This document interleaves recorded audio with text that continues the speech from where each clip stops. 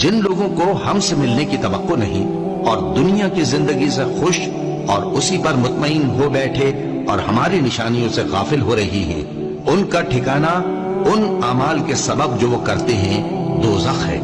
और जो लोग ईमान लाए और नेक काम करते रहे, उनको उनका परवरदिगार उनके ईमान की वजह से जन्नतों में पहुंचा देगा।